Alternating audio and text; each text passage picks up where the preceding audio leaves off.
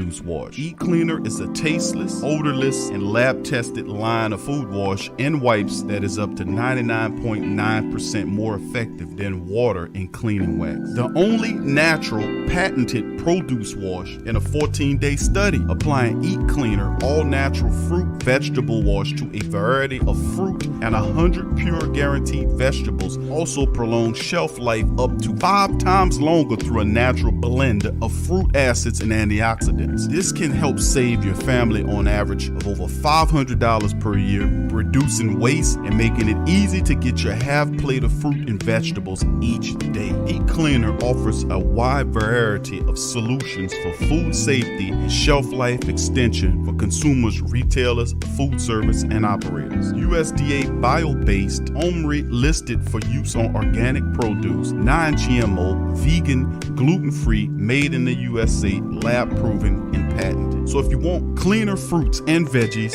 try Eat Cleaner. Check the link in the description section below.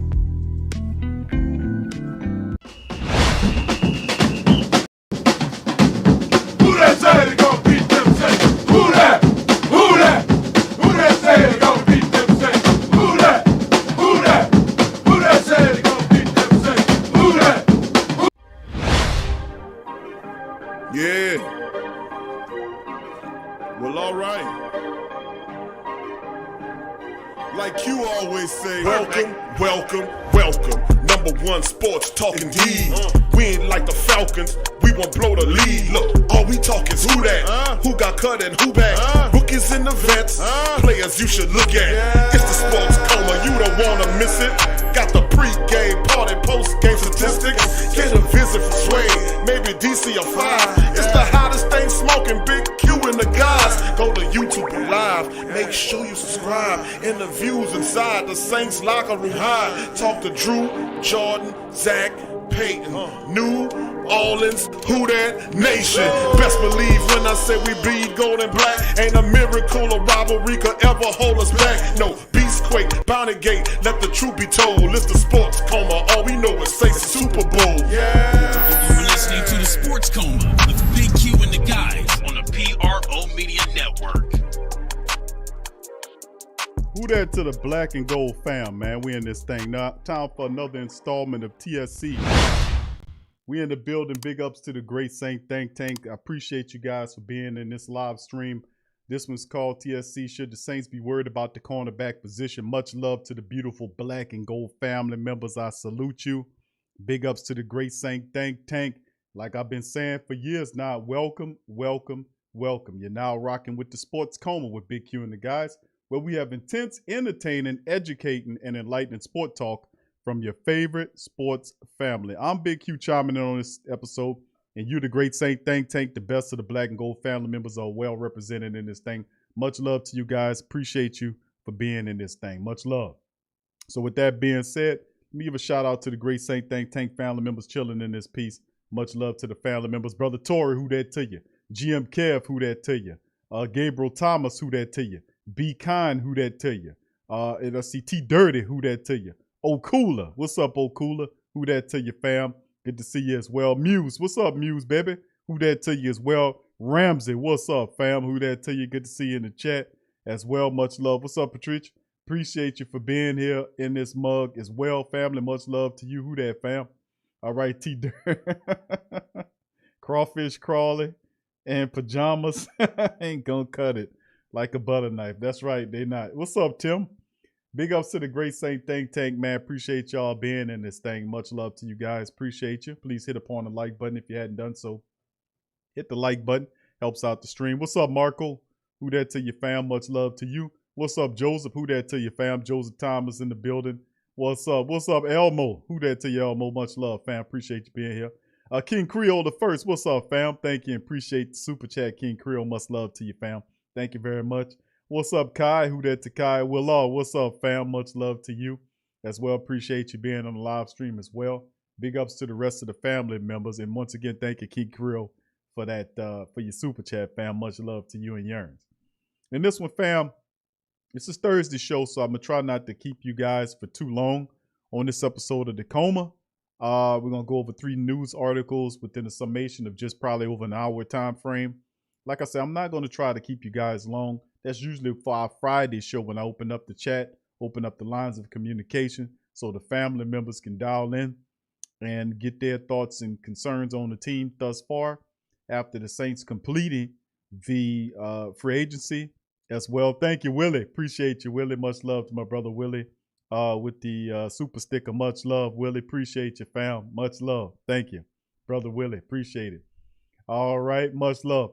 All right. Brother Robin says, who that again? But we drafted D-line and picked up one from KC. But how does the KC D-line member fit in? That's a great question there, Brother Robbins. And I'm going to be honest with you.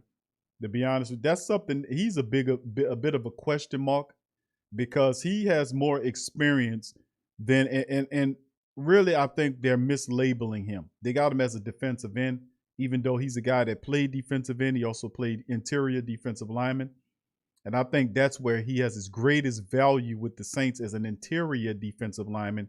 I think, and this is just my theory of watching the team and studying, I went and looked at tape of Tanu, or TK as he's called, Tanu, the defensive lineman that came over from Kansas City that the Saints signed, the 6'7", 290-pounder. I think he fits the Saints as an interior defensive lineman, and a lot of the media apparatus are using as a defensive end. I don't think this guy was starting for Kansas City's defense. They wanted him back. They offered him money to come back. He turned them down to come to New Orleans to be on the Saints defense. I don't think he comes back as a member just to come up on here and turn around here and say, I'm going to be a backup for Carl Granderson or Davenport. No. Thank you, Willie. Appreciate you. Thank you, Willie. Again, much love to brother Willie Bibbins, man. Thank you for the super chat, brother Willie. Much love, fam. Thank you once again, brother Willie. All right. Thank you, brother Patrice, with that. Appreciate you, fam. All right. No problem, my friend. I appreciate you. I appreciate the question. Thank y'all, family, for y'all great super chats. Lovely. I thank you very, very much. All right. And that's what I think of him. I think he's more of a defensive interior lineman. The Saints have a hole next to David Onyemata. I don't think it's Shy Tuttle. I don't think it's Malcolm Roach. I don't think it's Jalen Dalton or the rest of these soup cans. I think what it is going to be the most, and Tanu is the most experienced of the defensive linemen, not named David Onyemata. I think he fits in at the interior spot next to Onyemata. Now, you don't hear anybody talking about that except for me, but that's where I see his value at, especially when the Saints picked up Peyton Turner with the first-round draft pick. Ain't no way in the world you're going to take a first-round defensive lineman and then sit him behind. He'll be the fifth defensive lineman in the rotation. People crazy. But, I mean, that's why it's the great Saint think tank. Because everybody, they'll go along, they'll walk on the same tread. We kind of tread differently, man. We like to think about things, man. We like to apply thought to things, man, regardless of what it is. Is it football, basketball, life, whatever it is, buying a house, buying a car? Put some thought into it, but that's my call. Thank you for the super chat as well, brother Patrice. Thank you. All right. What's up, Michael? Who that to you? Michael Nelson as well. John Thompson, who that to you as well. Tramal, who that to you, fam. Marty Frost, who that to you, fam. B Jizzle. What's up, B Jizzle? Good to see you in the chat, fam. Much love to you, bro. Appreciate you being here as well. All right. Who else we got chiming in? Ramsey. He says, where on earth this Wade? I'm going to try to get him on the Friday show. He's been kind of busy lately, bro. But I'm going to try to get him on this upcoming Friday show, bro, as well. JT, who that to you, fam? Thank you for your blessings and thoughts and prayers as well to brother JT and his family as well. Thank you, brother JT, for being here as well. What's up, Smoke Dog? What's up, Big Smoke Dog in the building? Long time no see, brother. Hope everything going on. Pay the man. Thank you, Willie. Appreciate this. Willie say pay the man. Thank you, Willie. All right. All right, let's keep it going. Rudy says, what's up, everything? Body, who that to you, Rudy, as well. Much love to you. Thank you again there, Willie, for your third super chat, fam. Much love to you. And thank all the family members for the super chats, man, as well. Appreciate you kindly. Really do. All right. All right. Smoke said, I want to know how Trill Williams failed physical hearing pass in Miami. Yep. A lot of people sore about that because we really had high thoughts and wanted Trill Williams to be here. He's so versatile. He'd have been a good weapon in the Saints secondary. We didn't get him. Miami got him instead. So that hurt a bit, but hopefully we just keep on moving along, Tasha, what's up, Simply Tasha? Who that to you, baby? Good to see you in the chat. Charles Winston, who that to you as well? Kai says with them resigning Crawley makes me think they will not make a run for Richard Sherman. That's a good point, Kai. I have to agree with you, especially when the Saints don't have any money. Why you think they taking all these great value good players? You know, they don't have the money, fam. And until they open up and do these extensions, the only way the Saints can free up money is by extending players or releasing even more players. But extensions of players, Ramcyks, Lattimore, and even Marcus Williams is something that should be thought about and should have been done months ago, in my opinion. Should have been done months ago. You know, it should have been done, data. But we dragging ass on that. And I don't know what the call is, but that should have been done. I don't know what's going on. They're dragging ass too much for me, man. We need a couple of pieces and we'll be all right moving into the season. But if you keep waiting, most of these guys are going to disappear. Like the cornerback, a lot of the starting level cornerbacks done dried up. Now Richard Sherman's the only man left. And he has competition. He's not going to work for the Saints for $600,000, for $400,000 or $300,000. He wants $6-7 million a season. You know, he knows his value. All right, what's up, Ghost? Who that to you, fam? Good to see you in the chat as well. All right, big ups to the rest of the Great Saint Think Tank as well. I appreciate y'all for being here. Much love to y'all as well. So in this one, fam, we're gonna jump right into it, into the live stream. We're gonna cover 3 news items. We're gonna break it down, then we're going to stream. Like I said, tonight's show is not meant to be a long show. I just dropping. I didn't get an opportunity for Wednesday to talk to you guys on the Wednesday Saints Talk because I did a 2.5-hour Pelican post-game report closing. It was a end of the season edition, closing down the regular season as the Pelican post-game report completed its 5th season. You know, and that's big. Been doing it for a while. We completed our 5th season. You know, and the family members we always have good time over there. And we keep it real on the Pelican post-game report like we do on the Sports Corner, man. Real deal, real deal. So we had to shut it down. I was hoping not to go as long as I went, but you know, it is what it is. The show take on its own and just, you know, I call it the show Holy Ghost. You get that show Holy Ghost, man, and then next thing you know, you talking about it's an hour and it's 4 hours later. You know how we do it, fam. You know how we do it. All right, big ups to the fam. What's up, brother Damien? Who that to you, fam? Appreciate you being here as well. J-Rock. What's up, fam? Good to see J-Rock in the building as well. All right. Okay, thank you, Ghost. Thank you, Ghost. Appreciate you. All right, brother Patrice says, if we drafted the O-line, so you think, he said, we drafted an O-lineman, so you think that Ram can go to, he says, can go to it and dude from Kentucky can do something because all things are different after June the 1st date. I get what you're saying, bro. My call on that, bro, you're talking about Young, the offensive lineman the Saints moved up to get out of the University of Kentucky. Oddly enough, if y'all guys remember, I did a mock draft and I pointed at that guy and said, this guy is the kind of guy Sean Payton would like. And Sean Payton drafted that guy, you know. And the crazy part about Young is a lot of people overlooking him. He's very talented. He's really good. He's faster than what he looks like. He's very fundamental sound, had a lot of opportunities to get reps. He's very solid. With our offensive line coach and staff, we can whip him into shape. Remember, you got guys like Zach Streif, who's now an offensive assistant, to help the offensive lineman grow. I think that'll be a plus. Him being on the offensive lineman staff helps out greatly. And my call is, I think, Brother Patrice, that what happens with the Saints offensive line after this year is Teron Armstead. His contract is over with. They then pay Ramcyks this year and slide Ramcyks next year. They pay him this year, eventually, with the extension. Then next year, they slide Ram to left tackle, to the blind side of the quarterback, and then Young competes for the right tackle position. Now, 2 scenarios unfold, and I've been saying this for a couple of years now as far as Andrews Pete. Andrews Pete has a lot of money. Remember, Andrews Pete was drafted. He was an offensive tackle coming out of college. Now, what the Saints can do is they can play Andrews Pete at right tackle to justify the money, which he would fit fine at right tackle, in my opinion. Or they can put Young there. Remember, Young could play either tackle or guard. He's versatile. He could do either or. So the Saints, instead of having 3 high-priced offensive linemen, they will only have 2 because Armstead contract drops. You have, and Ramcyks going to be a top-paid offensive. He probably be the number 1 or number 3 highest-paid offensive lineman in the game. So get ready for it. And then the right tackle position will have Young there, and then you have McCoy, Ruiz at center, and then Andrews Pete somewhere in there. So 2 of those situations unfurl. I probably would say it'd probably be Young fighting for the right tackle position. I think he wins the right tackle position next year. So a lot of people looking at this draft from this year, and I think they'll have a better opinion of the draft next year when they see the Saints get multiple starters from this draft next year moving forward. Because if you look at it, the last draft wasn't really a full draft. You had Ruiz, the Saints were taking picks moving up, and they picked this guy, that guy. But the guys they did get will help.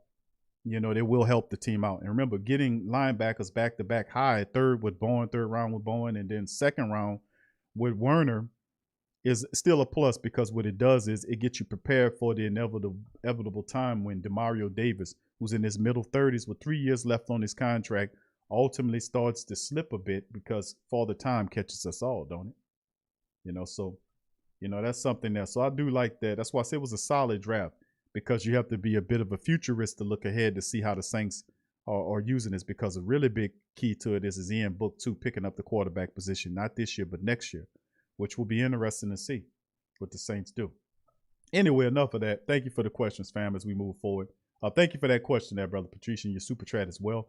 John Williams, who that to you? All right, thank you, Damon. We opened up the lines. A lot of great commentary on the Pelican Post Game Report last night, family. If y'all like the Pelicans, but didn't like their season, still join the Pelican Post Game Report. We keep it real deal, man. I'll be shooting all that crap down over there. J-Rock. Thank you, J-Rock. Big ups to you, fam. J-Rock says, can we get Kwame Brown to join the Who Dat Nation so he can cook Roger Goodell and the NFL on behalf of the Saints? And yeah, and I've been seeing some stuff from Kwame, man. And listen, bro, the thing about it is, listen, and and this is something that we need to do as a collective. Like, if you got somebody that's telling the truth, that's dropping knowledge and telling the truth, you got to protect them. You got to protect them, because there's an evil system out there that don't want the people to know what time it is, because they're screwing the people. They're messing over the people. They're stealing from the people. They don't want to know you. Like I keep telling people, if they do a bit of research, you can find out that the society is like an onion. You peel back every layer is a scam. Everything's a scam. It's all a scam. How you buy our cars is a scam. They overprice. Like, if you think about it, the car industry is to a bit, it's scamming going on with the contracts. The cars are severely overpriced. They make it pay for the car. Somebody might lose their car. They take the car, then they still want you to pay for the car. How you take the man car away from them and still want them to pay on what was left? You got the car, take the car, do whatever you got to do. It's a lot of scammy stuff going on paperwork wise. And I always caution people, like when you hear the commercials, you hear the man start speaking fast at the end of the commercial. Why you doing that, bro? Unless you're not wanting them understanding what all that systematically. It's most of the stuff is scammy. It's all a bunch of scam. It's a scam on top of scam on top of scam is on top of scam on top of scam, bro. That's just how it's this, because you had unscrupulous individuals that set this stuff up. They didn't have the people's best mindset. Maybe at one time they did before it bankrupted itself. And then the corporations took over and rebranded everything. And then it wasn't a country anymore. It became a corporation with a president and a CEO and a board of directors. Huh? What you said there, Q? What was that?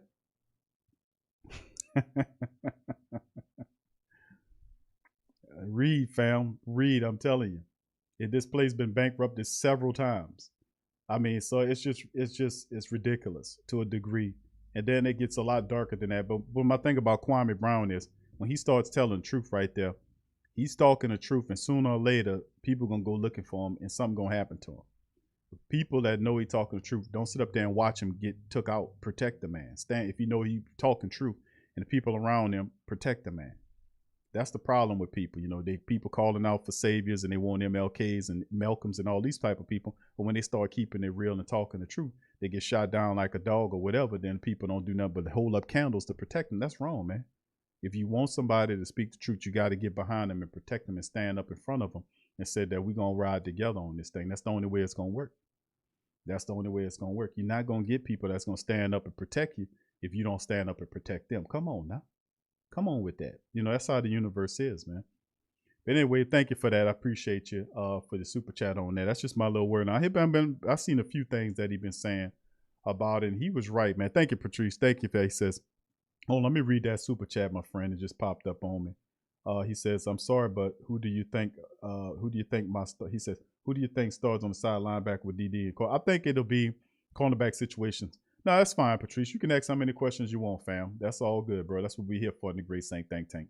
What's up, DeWine? What's up, Troy? I see you, fam. Troy Thompson. What's up, Big Low? My dog, my brother, Big Low's in the building. Much love to my Atlanta Saint family member, Big Low in the building. But as far as the linebacker position, there, Patrice, I think I would have to say Zach Bowen. I think Zach Bowen has the intelligence and the athletic ability to make it work. But Werner, don't undersell Werner. He's a missile. He's super intelligent. He's calculating. He's flawless and fearless. He plays like what we wanted Alex Anzalone to play like. He's a missile. He has terrible disregard for his body. A very reckless linebacker. And I'm saying it insofar as he'll launch himself into a play, destroy the whole play, take out the offensive lineman, the fullback. That's what kind of dude that is. I mean, he launches himself into play. He might be the least athletic of the linebackers, but he's always some kind of way he finds himself in at the ball he gets to the ball handler before the athletic guys. How? Because his anticipatory skills is uncanny. I mean, he follows the play. He doesn't get tricked. He's always in position. Majority of the times, his only thing is his athletic ability, covering more athletic people. He kind of suffers with that a bit, but he's a talent.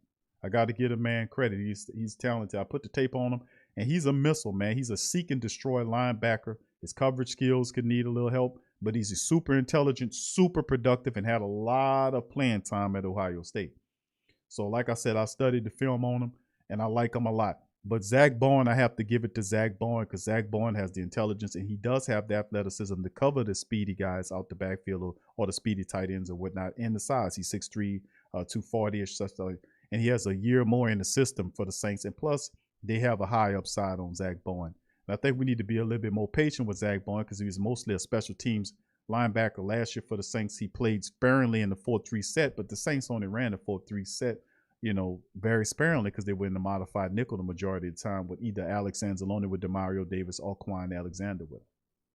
So, that's my call. And as far as the cornerbacks are concerned, I say Paulson Adebo is the guy that this year's class that you'll see get an opportunity to start. And remember, he hadn't played since for a whole year. It's not like he opted out last year, and the previous year he played, so he's been sitting out a year. So he's hungry, he's ready to play. The thing I like about Paulson Adebo is he's incredibly intelligent. He picks up things fast. He's fundamental. He doesn't let you talk to him, talk crazy to him. He got a mean streak in him. He's under control, but he's really intelligent. He's long, he's lanky, he knows how to play the ball. And like I said, that's something that you want your cornerbacks to have. And a lot of people believe Paulson should have went a lot higher than what he did. And the Saints got a real steal in Paulson Adebo. But out of all of the rookies that we have coming in, I think Paulson Adebo will have the most pressure on him to perform in place next to Laddie Daddy. And my thing is, I think he'll perform just fine. My thing is that I want to make sure we get veterans behind him just in case injury occurs to Laddie Daddy or we lose Laddie Daddy for a month, 2 weeks or a month behind Goodell and then want to punish him. We'll see how that all shakes. Thanks for the question, bro. All right. Big ups to you, KT. What's up, brother? KT in the building. Good to see you. KT said, how did we screw up the Trill Williams situation? We brought back Crawley. Wow. Whiskey, Tango, Foxtrot. Not so on in these cornerbacks besides Adebo and Lattimore. And don't forget Chauncey Gardner-Johnson. He's a part of it. But that's the top three. But you're right on Trill Williams. I didn't like how that all played out as well. But thank you, KT, for your super chat and very, very funny commentary, my friend. Big ups to the rest of the family members in this thing. Please hit the like button, family. If y'all didn't hit the like button already, baby, hit it up. All right, who else we got? I want to give a shout out. Thank OG Micah. What's up, fam?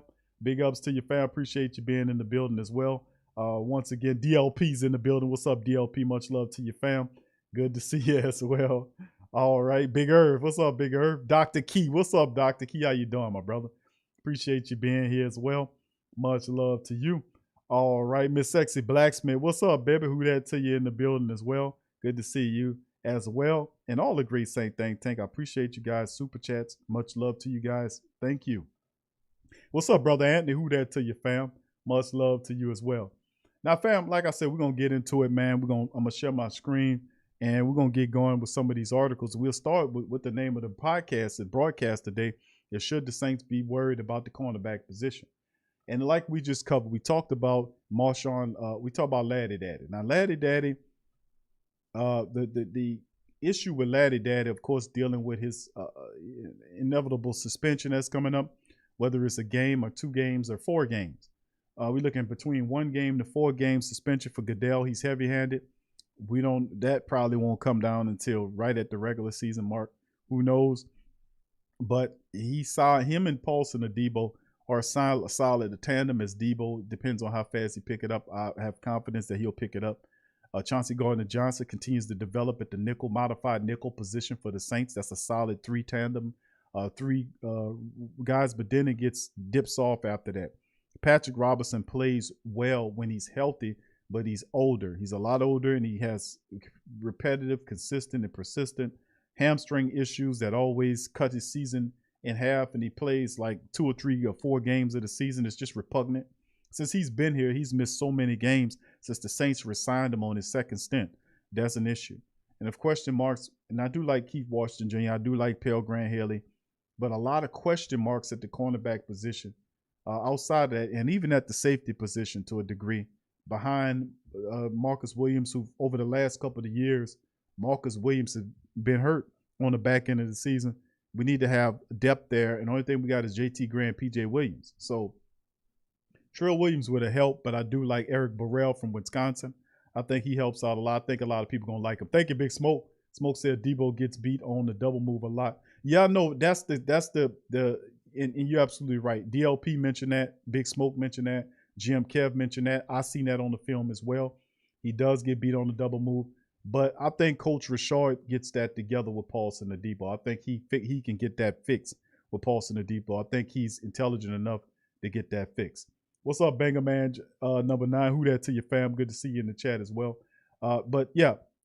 What's up, Darley? Who that to your fam? Good to see Darley Snurling in the building as well. Who that to your fam? Please hit the like button, family. If y'all hadn't spanked upon the like button, if y'all hadn't done it already, please do me a service and take a second to hit it. If you're not a subscriber, please feel free to subscribe to the Great Saint Think Tank. All right, family, without further ado, we'll get into it and we'll cover the article right here. This one's coming from Canal Street Chronicles. They do great work over there. It's Brother Terry Kimball with his great article right now. We had Brother Kimball on the show before, and we're going to have to bring him back sooner or later to get on the show because he writes some really terrific articles. We're going to cover his article today and cover it. What's up, Clint? Who that to your fam? Appreciate you being here. And we're going to go over this position group will have a bunch of question marks headed into next season. So here's Brother Kimball dropping. He says, sometimes you often hear the term no-fly zone in the NFL. It was a term made famous by the 2015 Denver Broncos secondary because of their elite play in the defensive backfield. While other teams stake claim to the term, oftentimes it's more lip service than actual results. While last year's New Orleans Saints defense may not have been the no-fly zone, they were certainly making it hard on opposing offense to throw the football. Saints were 2nd last season in opponent completing percentage at 59%, 5th in opponent's yards per attempt at 6.7, and tied for 1st in the league in interceptions with 18 on the season. It was a cornerback position group with 2 surefire starters and rotational pieces that could have filled in the void. This season will look a little bit different, as you can see Nick Underhill's tweet about what the cornerbacks look like for the Saints. You can see the depth chart: Marshawn Lattimore, Patrick Robinson, Paulson Adebo, PJ Williams, Ken Crawley. Now, PJ is not a cornerback. He's a safety, but, they reserve the right to use him there. Of course, Ken Crawley, Keith Washington, Pale Grant Haley, Bryce Thompson, and Lawrence Woods. Now, I still say we need some help there because if Patrick Robinson would step up, fam, that's what it all comes down to. If one of the veterans would step up, I think we'll be all right. What's up, Menosphere? Who that to your fam? 2.0 in the building. Who that to your fam? Collinator, what's up, Collinator? Good to see you in the chat as well, fam. Much love. So, yeah, you look at when you see the numbers line up, the names line up like that, you look at the starters, which will be Lattimore and Adebo with Chauncey Gardner-Johnson there because he's not listed as a cornerback. Some people still thinking he's going to be a safety, but you need to put Chauncey Gardner-Johnson on his cornerback list. It does make it look better, but behind him, I have very little confidence in Patrick Robinson to do anything. I like Keith Washington, but I don't know if they'll give him an actual opportunity to step up and do some stuff. All right, let's finish up this one. There's no question the loss of Janoris Jenkins is a massive blow. He was a proven veteran starter who matched alongside Marshawn Lattimore proved to be at times an elite cornerback tandem. Jenkins has posted a 70.4 PFF grade since 2019, which ranks 34th among active cornerbacks during that time span. Now, Jenkins has soon left in free agency to Tennessee. Lattimore had some off-field issues of his own that may lead to some disciplinary action. Depending on if Lattimore is suspended to begin the season, the Saints could be trotting out a backfield tandem of rookie Adebo and Patrick Robinson or P.J. Williams. Not exactly the ideal lineup to start the season. No, it's not. Because people tired of both those guys, the rotisserie boys, getting burned and cooked.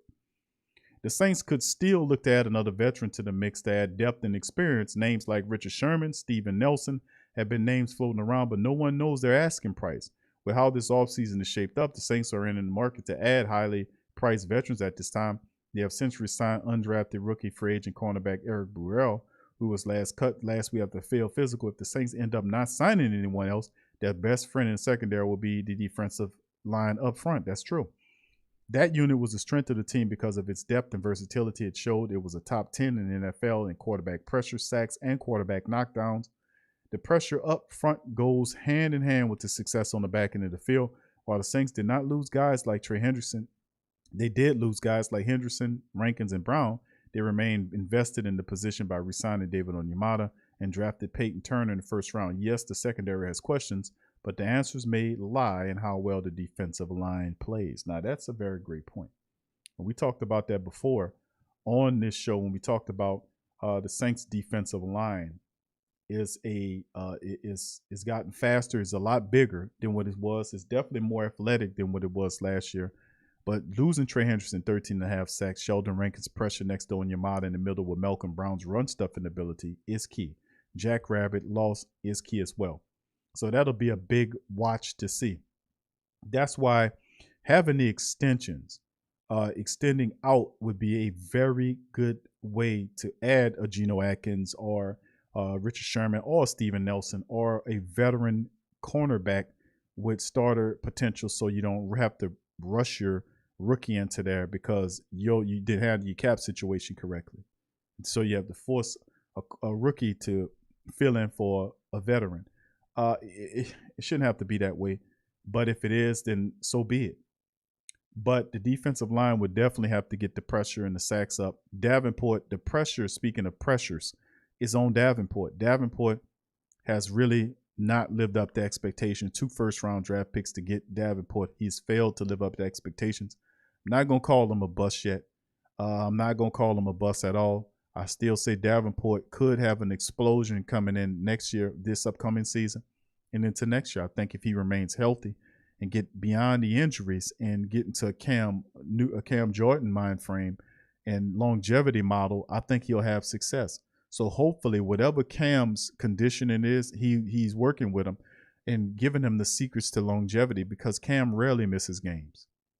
Davenport just can't stay on the field. He gets this little stuff and he gets pulled off the field. So, I mean, it's very difficult and very frustrating to talk about the defensive line because Trey Hendrickson stepped up and Trey Hendrickson was the same way. Don't think, see, we're not going to just be sharp-minded about this thing. Remember, Trey Hendrickson was the exact same way. Hendrickson was the same way. Remember, he had 3 years of absolute failure in terms of him getting hurt. He couldn't finish out the season. He missed games at the back of the season, but we looked past it because he had 13.5 sacks. So Davenport, if he can turn in a performance where he could just play all games, I'd be happy and be productive. You don't have to get 13.5 sacks. If you get 10, 8, 9, or 10 sacks, that would be a plus and play the majority of the regular season games in the playoffs. So, I mean, that's a big part of it to see what goes on. Of course, they'll be counting on Davenport. They'll be counting on Granderson to see if he can keep doing what he's doing. 5 sacks last year. Peyton Turner or get a role in there. And Saints have a lot of defensive interior linemen that'll work. But Brother Kimball's right. The defensive line will help out, but really, I don't want to do that. I don't want to be, okay, we got to get pressure on the quarterback because our cornerbacks stink. You see what I'm saying? Why would we need to go about doing it that way? All you have to do is open up the goddamn extensions so we can get a Geno Atkins that can help provide a cushion for the interior defensive lineman in case somebody's not ready to step up, or a veteran cornerback with starter capabilities, not Ken Crawley. I gave you that as Ken Crawley. No. Somebody that's actually really good. And I think Coach Richard does help some of the secondary members step their game up, but to what ends? We'll see how it all plays. But, you know, those veterans help out, man. They help bridge the gap. All right, let's move on to the next article. Very good article, right? We'll go to the next one here. This is from the Who Dat Dish. Saints extending Ramczyk needs to be priority number one this offseason. And this person right here, Lay Old Slackazek, I hope I pronounced her name right. Probably didn't. But she had a pretty damn good article she wrote about extending Ryan Ramczyk needs to be the number one priority. And I agree about that.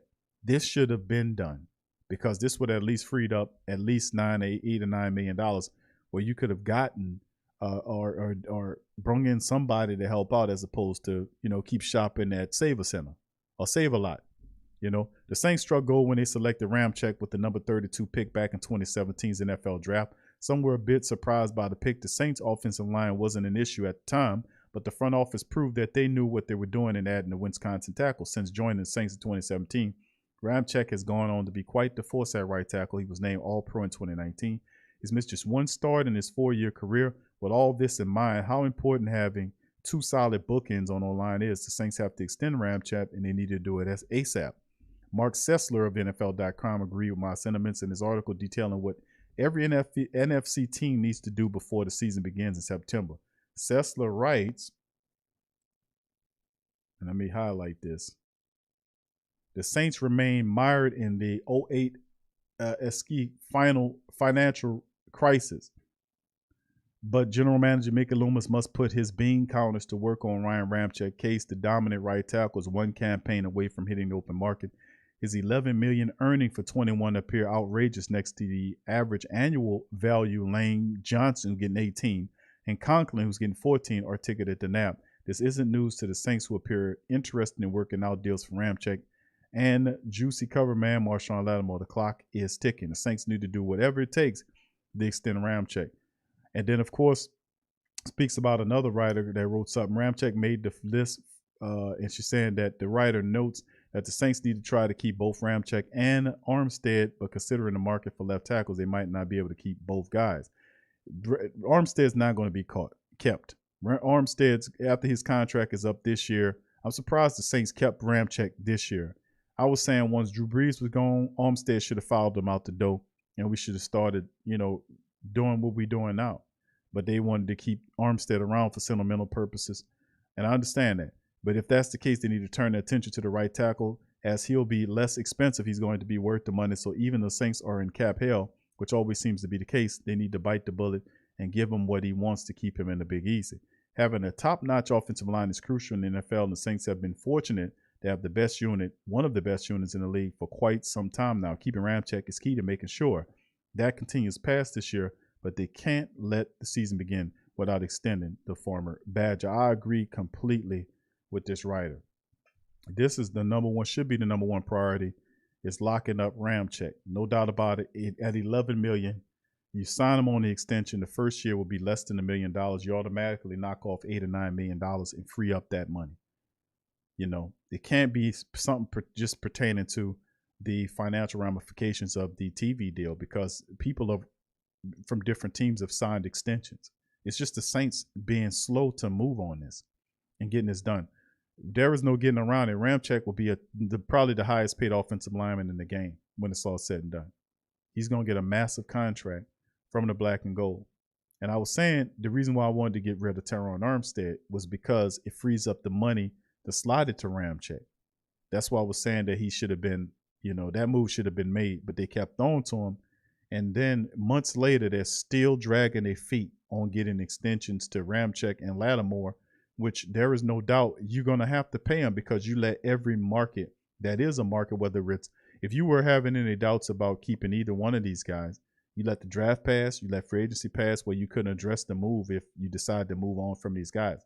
So my opinion, they want these guys, and I'm talking about Ramczyk and Lattimore, but also don't forget about the tagging of Marcus Williams as well. That all sits over $30 million between three players, which if extended frees up north of $20 million between three players if you extend out the contracts, which then give the Saints the financial leverage to go out and pick up veterans in free agency. Geno Atkins, Richard Sherman, Steve Nelson, just to name a few. that can come in and help the transition of the younger players onto this team without putting too much pressure on them. I don't like the idea of, okay, our defensive line has to play with their hair on fire because our secondary can't cover anybody. I don't like, I think that's a dysfunctional, lazy ass way to do stuff. We don't need to do stuff like that. Extend these guys, give the contracts to Ramcyks and Lattimore as soon as possible, and open the money up so you can still pick up people that's on the free agent wire that can come in and help the team. That's my spiel about it, man. They dragging their feet too long on this. Is ridiculous. And of course, the final article, this one comes from Canal Street Chronicles, Hayden Real. 3 players the Saints should target right now. Which players should the Saints look to trade for before training camp? And this is what the writer's spiel is. Now that the NFL draft is behind us, the Saints will now need to make a few trades in order to solidify the roster going into the 2021 season. There are some veterans out there with expiring deals who are simply not needed on their current teams. Now that the draft is concluded, the Saints fill many holes in the draft, but they were with second and third round picks, meaning they could need a solid veteran option to start in 2021 before the younger players are ready to make a difference. So here are a few players who the Saints could who can get fairly reasonable before the start of the season. And no, Aaron Rodgers isn't one of them. Okay, you got Zach Ertz on here. Okay. Zach Ertz would likely never suit up in the Eagles uniform again. He was a no-show at the Eagles voluntary workout this week and has been on the trade block since the season ended. His cap hit is $12.7 million. The emergence of Dallas Goedert as a legit weapon at tight end has led to a rift between Ertz and the Eagles front office. That will likely end with Ertz being cut or traded for less than he is worth. Now, of course, according to Jeff McLean, he says, understandably, Ertz wasn't one of the Eagles veterans to report, so he covers that. Ertz was banged up for most of the 2020 season, but when healthy, the 30-year-old is one of the better tight ends in the league. The Saints need help at tight end as Jared Cook was let go in offseason, leaving second-year player Adam Trautman as the top option at tight end for Winston. Ertz could be an upgrade over Trautman. What Jared Cook was last year would be a huge help to Winston in his first year as a quarterback in New Orleans. Now, Ertz's cap hit is a red flag, especially with the Saints' cap issues this season. That's why I said it don't work. But if they can make it work financially, Ertz should be a top target on the market. At worst, he would be a one-year rental as the Saints try to get most of the roster to make another run at the Super Bowl to begin with the post-Breeze era. At best, he will resign with the Saints in the offseason to a more affordable deal now that he is starting to exit his prime. Now, they say trade Ertz to the Saints for a 2022 fourth-round pick to the Eagles. So the Saints will take him and give up a fourth-round pick according to what this writer is saying, which Ertz, in my opinion, Ertz is a solid tight end. He really is. And it would be, and it really didn't my imagination offensively to see Ertz and Trautman running around out there would be splendid. I would actually love that. That'd be another weapon for Jameis. He also blocks well. He's a red zone weapon as well. Gets downfield pretty well. Finds seams well. Can catch the ball very well. Ertz is a talented player when healthy. The money is the funny thing about the Ertz deal. And trying to offload him for a fourth round pick would be a steal for the Saints as well. So I'm kind of feeling the Ertz thing, but the only issue is the money thing, which will kill any deal because the Saints simply don't have the money to do that. All right, let's move on to the next one here. Jordan Hicks. And we talking about Jordan Hicks. He's a hell of a linebacker, but you got several rookie linebackers there, and of course the Saints probably be looking at bringing Quan Alexander back on a cheaper rate. But Jordan Hicks is a beast, former Eagle Cardinal guy. Hicks is fresh off his best 2 seasons in his career, playing all 16 games, recording 110-plus tackles in both 2019-2020. He's a middle linebacker, very much in the mold of Demario Davis. He would form one of the best middle linebacking tandems in the NFL if paired with Demario. With the Cardinals drafting Zaven Collins and their first overall pick in 2021 draft, the 28-year-old Hicks, who was injured in his third year of the 4-year, $20 million contract he signed in 2019, does not seem to be in the Cardinals' plans past this year. They could be looking to get some immediate return for Hicks as much as the rookie Collins is integrated into the defense. The Saints should pursue Hicks on the trade market as he will provide a solid, reliable option at linebacker while young players like Vaughn and Werner get ready to take over long term. Hicks and Demario will have the potential to make the Saints the top rush defense once again. Both players are elite run defenders, and he still has 2 years left on a pretty affordable contract and could be brought for another year or two if the roster stays together. How could you say no to Jordan Hicks, man? Fantastic linebacker. Plays with his hair on fire, intelligent, very productive, has an eye for the ball. Hard to say no to him. But the Saints, like I said, the Saints with very little money, these deals simply don't work because the Saints don't have any revenue to make them work. Now, once this happens and they free up money, they're gonna need to put that money toward more valuable position, like linebacker position. Having Jordan Hicks there would be tantalizing. I ain't gonna lie. Him and Demario Davis would be special. It'd be similar to like Quan Alexander, what Demario do, but on another level. But the Saints need cornerback help right away. Linebacker, I don't know, but but I wouldn't be mad about that because both Ertz and Hicks improves the Saints defense big time.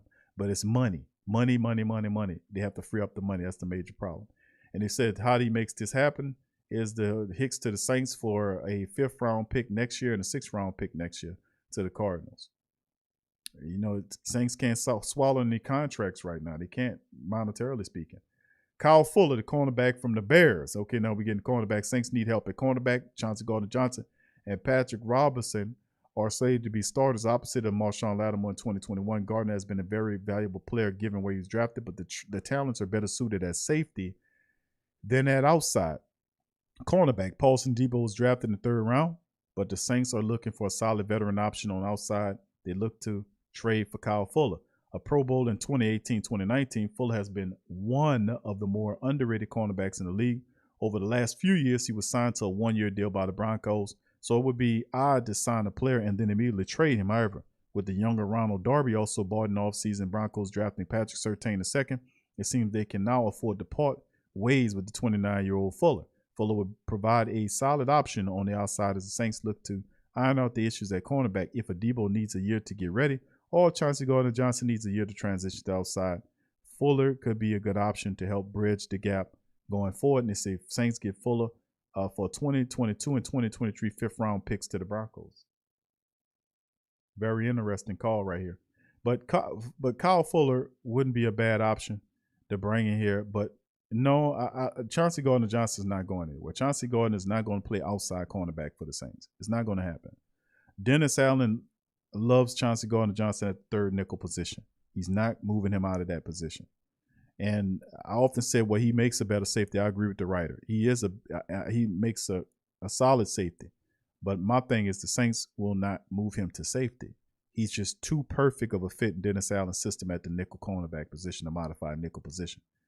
He tackles the tight ends, the running back. He covers the running backs, tight ends, wide receivers. Whatever you want him to do, he does it, and he does it well. That's why Chauncey Gardner-Johnson not moving out of the nickel position. So, I mean, Kyle Fuller's not a bad bet to play outside. I see him get cooked a little bit, but it'd be an upgrade over Patrick Robinson in my book, RPJ Williams. Jordan Hicks, like I said, Jordan Hicks these are really good players. Zach Ertz and Jordan Hicks. You bring Ertz on the Saints offense, that'll be splendid. Same with Hicks on the Saints defense. Issue is the money. It's always the money, and that's what we are as a black and gold organization right now. We don't have no money. So let's just go back over some of the articles we covered early on. The first one we covered is Should the Saints Be Worried About the Cornerback Position by Brother Terry Kimball. A really great article by him. Then we jumped over here to the Who Dat Dish and covered this article by Lee Ozazlak. I hope I just butchered the hell out of that later, but Lee, good article. Extending Ryan Ramczyks needs to be priority number 1 this offseason. Totally agree. And of course, this article by Hayden Real from Cornell Street Chronicles, 3 players that the Saints should target right now. So we covered that, and it's very interesting, man, to be honest with you, to see exactly what a black and gold is. Because they don't have no stinking money, baby. What's going on with all that? Like I said, man, it's one of the things where as a black and gold person, it's kind of frustrating because you look at it and you say to yourself, what the hell do we need to do to get better in this scenario? We need to improve the secondary. We've been knowing that the secondary was suffering. It's been a while. We've been knowing that the secondary been suffering. Sooner or later, we got to figure this thing out where we get it on, where we get a veteran or 2 in there, and we won't see real change in this situation until Mickey Loomis starts issuing out those extensions. Once we see the extensions, the money frees. Perhaps they didn't move to make something happen. So we'll see how it all shakes in. What's up, Side? Say you need to stop also playing broke while negotiating the contracts this year. Stop playing broke, huh? All right. There we go. All right, Muse. What's up, baby? Thank you, Muse. What's up, Ramsey? Aloha to you, Ramsey. Good to see you in the chat, fam. What's up, Dada? Who that to Brother Dada as well.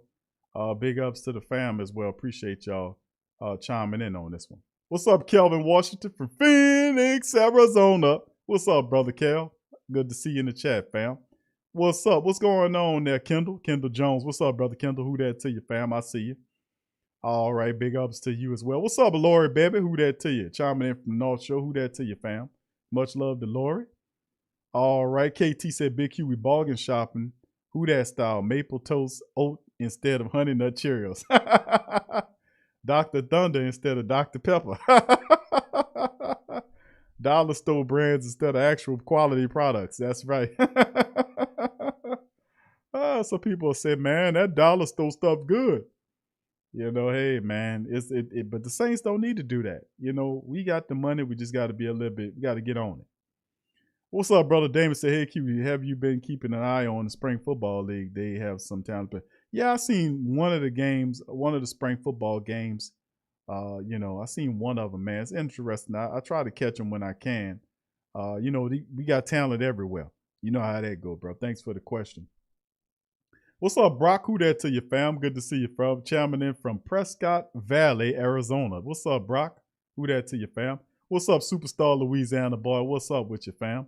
Brewman, what's up, fam? Good to see you in here too, man. What's up? Much love to the Brewman chiming in up in this piece. So with that being said, fam, like I said, I wasn't going to hold you guys for very long tonight. Tomorrow we'll come back. Lori said Dollar Tree, LOL. We'll come back tomorrow with a fuller show. We'll have an extended show where we'll open up the lines of communication for the family members to chime in tomorrow on our Friday free-for-all show. Also want to give a shout out to my son. It's his birthday, his birthday tomorrow. And big ups to the family members, his birthday. Much love to Adrian. It's her birthday as well. Who that to Adrian? Always a super supporter of the Great Saint Think Tank, the Pelican Post Game Report. Much love to Adrian. It's her birthday. And a mighty who that birthday to Adrian as well. And big ups to the family members. And thank y'all for being here. Hold us. Trey Joseph. What's up, Trey? Who that to your fam? So big ups to all the family members. I appreciate y'all, man, dropping by this thing. Remember, like I said, we'll pop up tomorrow. I try to get Swade on tomorrow. I'm working on getting Fisk, General Fisk, to get on again sooner or later. So quite a few things we're working on. Also working on a few things. You know, we're going to have the Ring King boxing coming real soon. A bunch of stuff, man. I've always got something going on. I've always got my hand busy moving and shaking, doing something. All right, so with that being said, fam, I'd like to thank y'all for tuning in on this one. Please feel free, if you hadn't already, to feel free to join our Patreon, patreon.com/the Pro Media Network for our TSC Q&A live shows on Tuesdays. That's what we be at on Tuesdays on Patreon for the family members, our YouTube members, and our Patreon family members. Also, if you're a Patreon family member exclusively, you get access to the show On Q with Big Q. Is our new show as well. So it's like 40 plus shows of TSC Q&A live that's available that you have access to. A bunch of locked content that's on there. Also, let the family members know if you like what we're doing, join our YouTube membership as well. It helps out the platform. And I'd like to thank all of the moderator family members, the Great Saint Think Tank, and all the family members that's contributing as members and Patreon champions as well. So I love y'all. I appreciate y'all. And I thank y'all for all of the things that y'all do in the support. And I thank y'all for spending time with me most nights. I mean, we spend a lot of time together, fam. That's why we all family, man. We probably talk more than when we do our regular family members, which is fine, man. We all family. That's how we do it. Damon says, how do I join Patreon? It's a link. It should be in the description section of this video, or you can put in patreon.com/the PRO Media Network. It's the PRO Media Network. Patreon.com/the PRO Media Network. Or that should be a link in the description section below to help you. Just click that link and they give you several different donation tiers depending on you. All right. Thank you, Tasha. Okay. Thank you, Tasha. Oh, man. I had got him his cake and everything. What's up, Scoop? What's up, pimping? What's happening, pimping? Big ups to my dog, Scoop. Thank you, Tasha, for that, man. You appreciate that. So yeah, I got him his cake, and this guy is something else, man. He likes chocolate mint ice cream. What? What? But I love my children, man. I works hard for the family and my children, man, to make sure I represent and do it the right way. You know what I'm saying, baby? So with that being said, I'm gonna tip out on that. I love y'all. Y'all keep y'all heads up. I'll be back tomorrow for an extended show of Friday Saints Talk, and we're gonna do it up big, baby. We're gonna do it up big. So with that being said, much love to y'all guys, and I'll see you later. Who that? Yeah. Well, all right. Like you always say, welcome, welcome, welcome. #1 sports talking D. We ain't like the Falcons, we won't blow the lead. Look, all we talk is who that, who got cut and who back. Rookies and the vets, players you should look at. It's the sports coma, you don't wanna miss it. Got the pre-game, party, post-game statistics. Get a visit from Sway, maybe DC or 5. It's the hottest thing smoking, Big Q and the guys. Go to YouTube Live, make sure you subscribe. Interviews inside the Saints locker room high. Talk to Drew, Jordan, Zach, Peyton, New Orleans, who that nation. Best believe when I say we bleed gold and black. Ain't a miracle or rivalry could ever hold us back. No, Beastquake, Bounty Gate, let the truth be told. It's the sports coma, all we know is say Super Bowl. Yeah. You're listening to the Sports Coma.